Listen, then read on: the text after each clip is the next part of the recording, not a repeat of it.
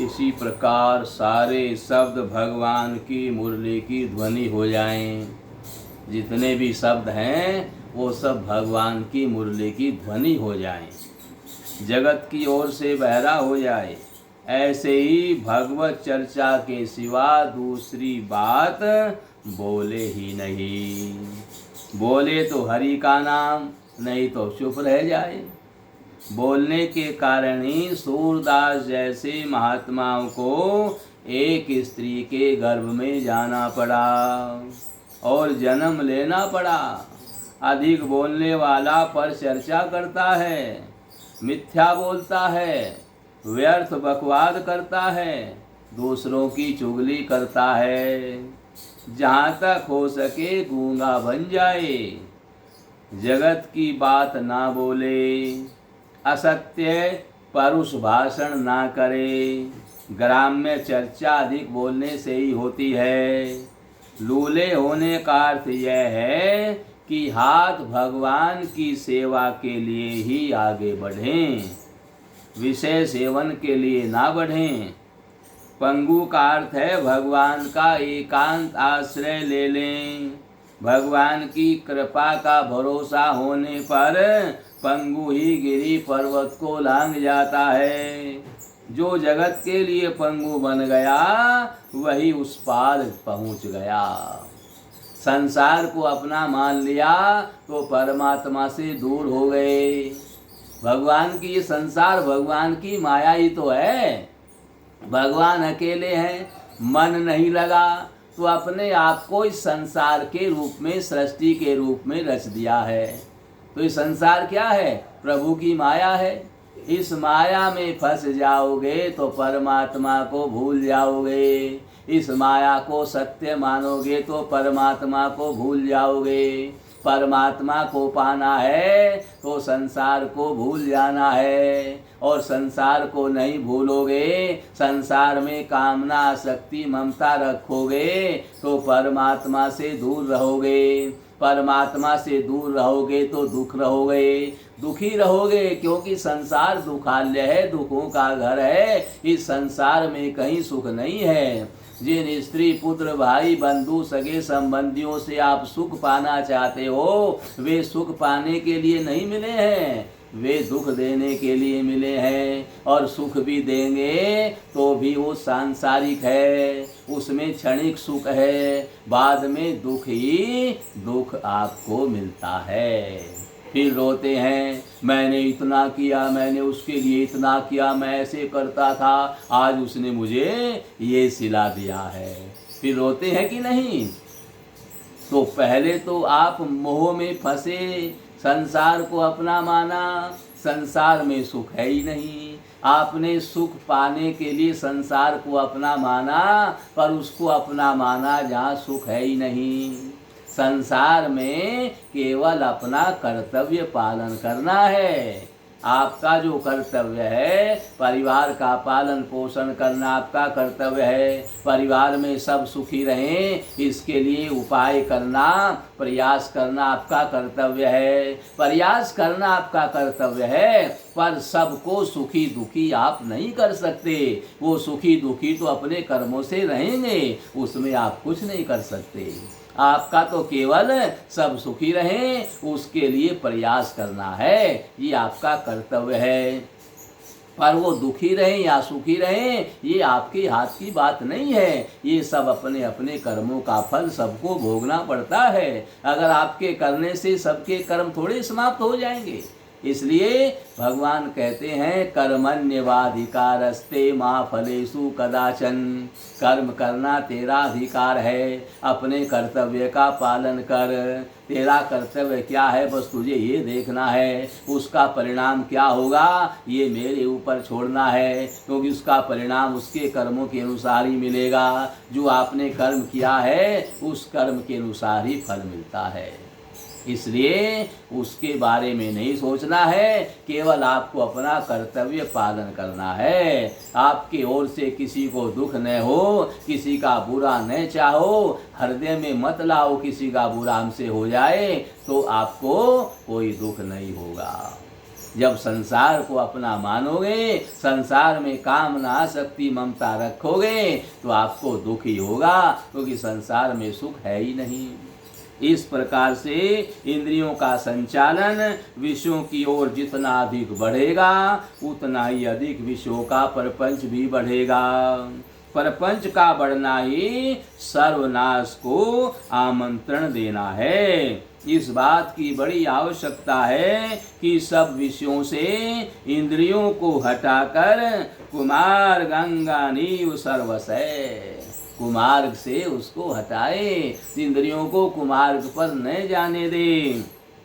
यही है अंतर्मुखी वृत्ति। भगवान में वृत्तियों का सहज प्रवाह हो, भगवान में ही बुद्धि लगी रहे और जगत में ना लगे। जगत में बुद्धि लगेगी तो दुखों के अलावा कुछ भी मिलने वाला नहीं है, और फिर संसार में ही जन्म मरण के चक्कर में फंसना पड़ेगा। जन्म मरण से रहित होना है तो संसार को असत्य मान करके परमात्मा को सत्य मान करके परमात्मा की शरण में रहना है। संसार में सब काम करते रहो, आप जो काम कर रहे वही करना है, पर परमात्मा को समर्पित करना है, परमात्मा के लिए ही सब कार्य करना है, संसार के लिए नहीं करना है। आपने जो संसार में कार्य किया उसका जो भी परिणाम हो उसमें ही मस्त रहो, चाहे उसमें सुख हो चाहे दुख हो, ये परमात्मा का भेजा हुआ है। उनकी ऐसी इच्छा है तो मेरी भी ऐसी इच्छा है। परमात्मा की मर्जी में अपनी मर्जी को मिला करके रहो तो सब काम परमात्मा के लिए हो जाएगा। अपनी मर्जी चलाओगे तो फिर आपका होगा, परमात्मा का नहीं होगा। इसलिए अपनी मर्जी चलाओगे तो संसार में दुख मिलेगा, और परमात्मा की मर्जी से रहोगे तो कहीं कोई दुख आपके लिए नहीं है। वहाँ से मुख मोड़कर भगवान में लगाना पड़ेगा। आगे चलकर जब सर्वत्र समभाव से भगवान की प्रतिष्ठा हो जाएगी तब सर्वत्र भगवान का ही अखंड दर्शन आपको होगा। सभी बाधाओं को हटाकर एक लक्ष्य में लग जाएं। आँख कान नाक जीभ बुद्धि मन सभी एकमात्र भगवान में लग जाएं, यही तदर्थ कर्म है। तदर्थ कर्म कौन्तेय मुक्त संगय समाचार है। भगवान को समझकर भगवान की सेवा के लिए ही कर्म करें, भगवान के लिए ही करें। भगवान जो चाहते हैं वही करते रहें, उसी में मस्त रहें। भगवान की ये अर्चा है। कार्य का अधिक विस्तार करें ही नहीं। जितना कार्य अधिक बढ़ाओगे उतने संसार में ज्यादा फंस जाओगे। प्रकृति तो अधोगामिनी ही है, वह हमें ले डूबेगी। इसलिए निश्चय पूर्वक अधिक से अधिक समय भगवत कार्य में ही लगाएं। सर्वेषु कालेषु माम अनुस्मरे युद्ध च। भगवान का स्मरण छूटा कि संसार के संग्राम में हम मिट गए। भगवान का स्मरण ही एकमात्र सहारा है। मन का रोकना तो वयोरिव सुदुष्कर्म है। इसे बांधना असंभव नहीं तो कठिन अवश्य है। विपत्ति यानी विपरीत विषयों में रहकर हम भगवान के अनुकूल रह सकें, यह बहुत ही कठिन है। साधना में तो जगत को उड़ा ही दें, वह भी हो यह भी हो, दोनों नहीं हो सकते। फंस गए तो निकलना बड़ा कठिन हो जाएगा। जहाँ इंद्रिय रूपी झरोके से विषय रूपी बयार आई कि ज्ञान रूपी दीपक को बुझा देगी। इन झरोकों को बंद रखना है, इन्हें खोले रखने में खतरा है। और यही है कि जहाँ जोरों का झोंका आया तो फिर अंधेरा हो जाएगा और गड्ढे में गिरना पड़ेगा। जीते हुए मर जाएं वही जीवन मुक्त है। संसार की ओर से मर जाएं जीते ही मर जाएं, जीते ही जब तक मरा नहीं जाता तब तक जीवन का वास्तविक रस नहीं मिलता। जीते जी परमात्मा को पाना है, मरने के बाद नहीं। जीते जी परमात्मा मिलेंगे, परमात्मा की प्राप्ति हो जाए, जीते जी आत्म साक्षात्कार हो जाए, जीते जी हम अपने आप को जान जाएं, मैं कौन हूँ, कहाँ से आया हूँ, क्या करना था, क्या कर रहा हूँ, ये जीते जी अपने आप को जान जाएं, यही जीवन का लक्ष्य होना चाहिए। यही वास्तविक रस है। धोखे से भी यदि श्याम के सिवा कुछ निकले तो रसना को कठोर दंड दें। जान की जीवन के बिना जीवन जल जाए, जरी जाओ सो जीवन जान की नाथ, जिए जगत में तुमरो बिन हुए।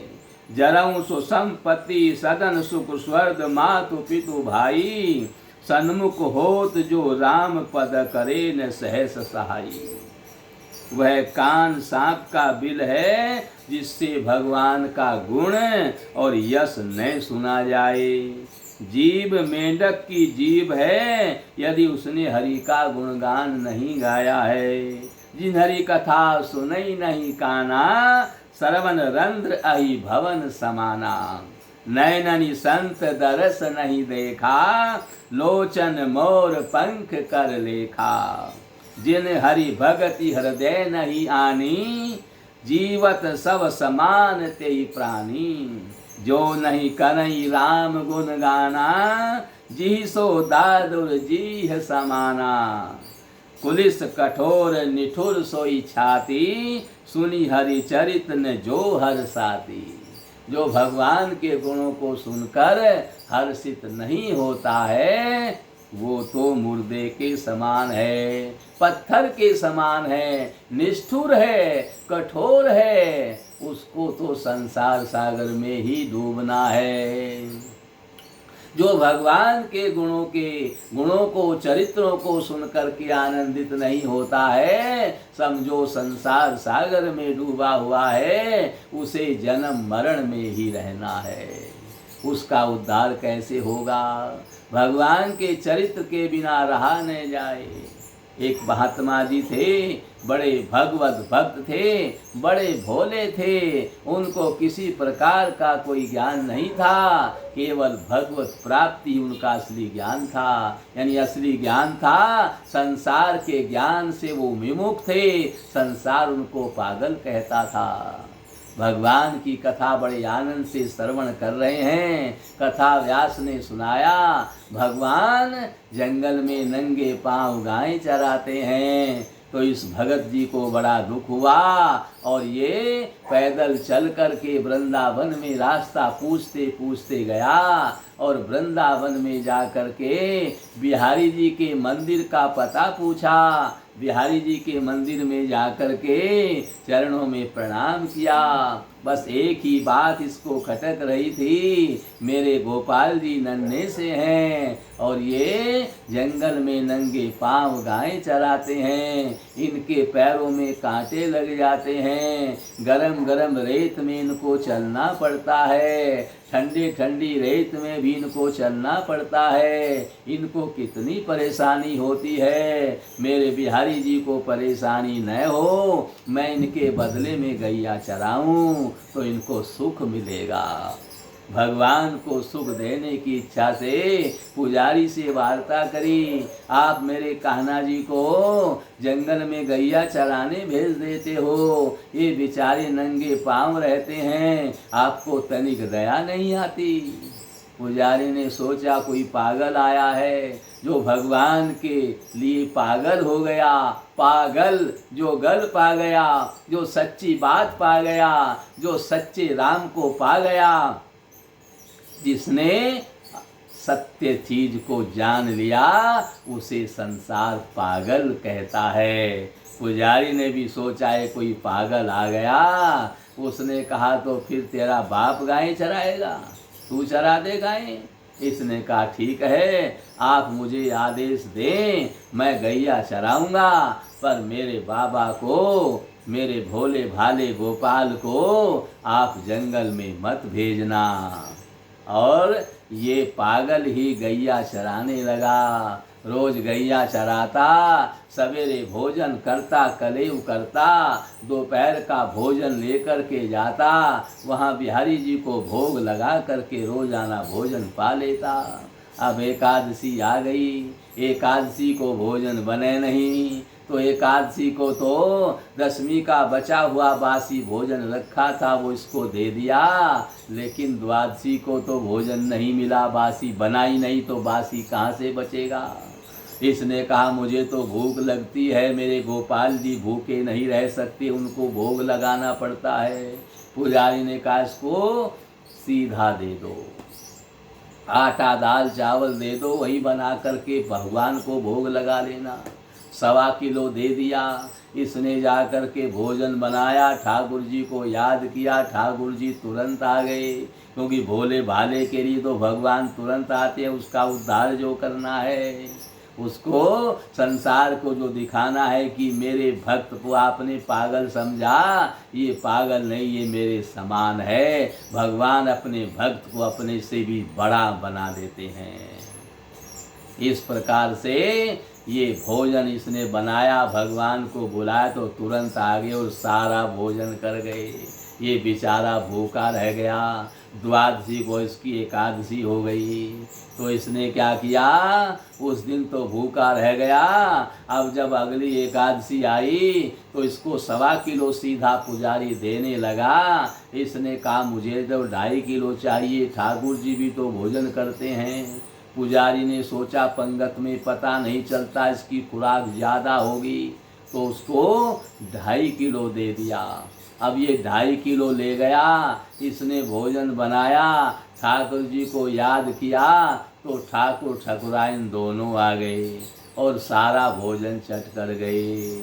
आज भी द्वादशी में इसकी एकादशी हो गई, पर ये भोला भाला था, कोई बात नहीं, मेरे ठाकुर जी ने भोजन कर लिया तो मेरी तृप्ति हो गई, उसमें भी ये मस्त रहा। और अगली एकादशी जब आई, इसने कहा ठाकुर ठाकुराइन दोनों आ जाते हैं, मैं भूखा रह जाता हूँ, तो ज़्यादा सीधा दे दो।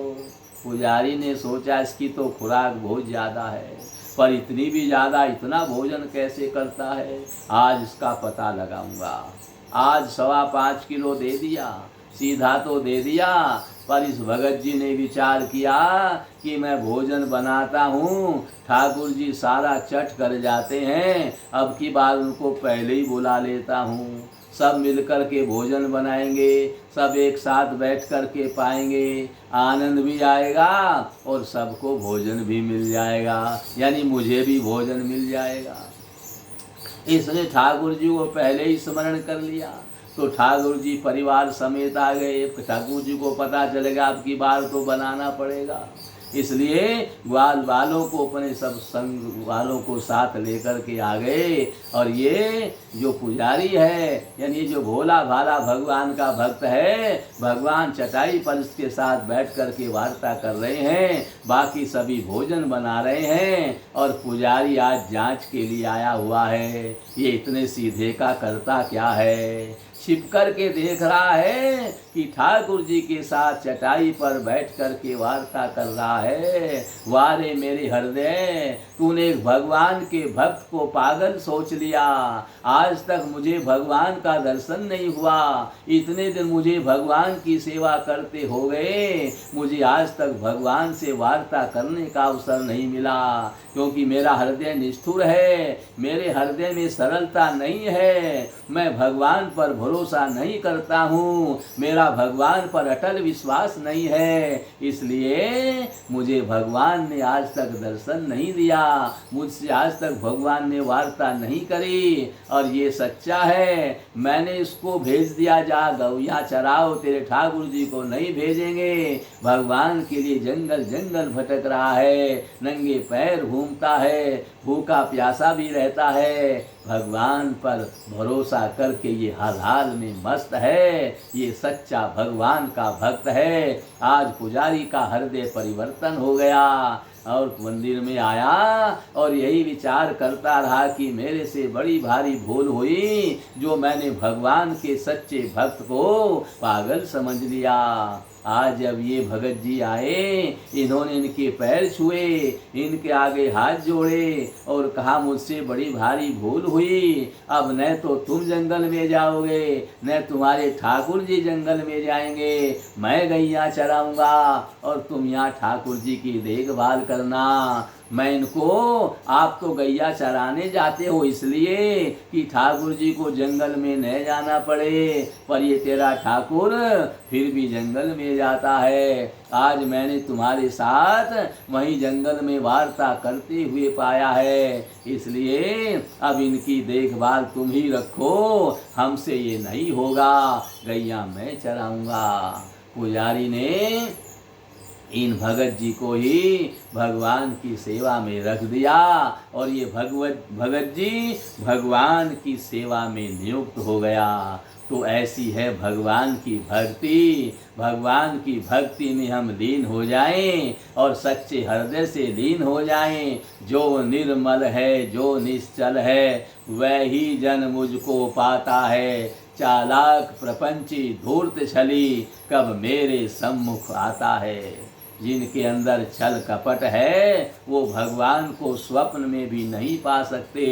इसलिए भगवान को पाने के लिए सरल स्वभाव राम महतारी। महारानी कौशल्या जी का सरल स्वभाव था, इसलिए भगवान उनके बेटा बन करके आए। तो आप जितने सरल स्वभाव रहोगे उतना ही आपको भगवत प्राप्ति होगी, उतना ही आप भगवान के समीप जाएंगे। ये संपत्ति हमें सुख देने वाली नहीं है, वह संपत्ति जल जाए जो महाविपत्ति है, नरकाग्नि में डालने वाली है, क्योंकि इसको पा करके हमें अभिमान हो जाता है। अभिमान के कारण पाप करते हैं, पाप के कारण नरकों में जाना पड़ता है। और इस प्रकार से हमें इस संसार में रह करके और भगवत भक्ति को प्राप्त करना है। ये भगत जी सच्चे भोले भाले थे, इनको भगवान का सानिध्य मिल गया। फिर आगे क्या हुआ, आगे की कथा आपको कल श्रवण कराएंगे। कल का इंतजार करें। नारायण नारायण।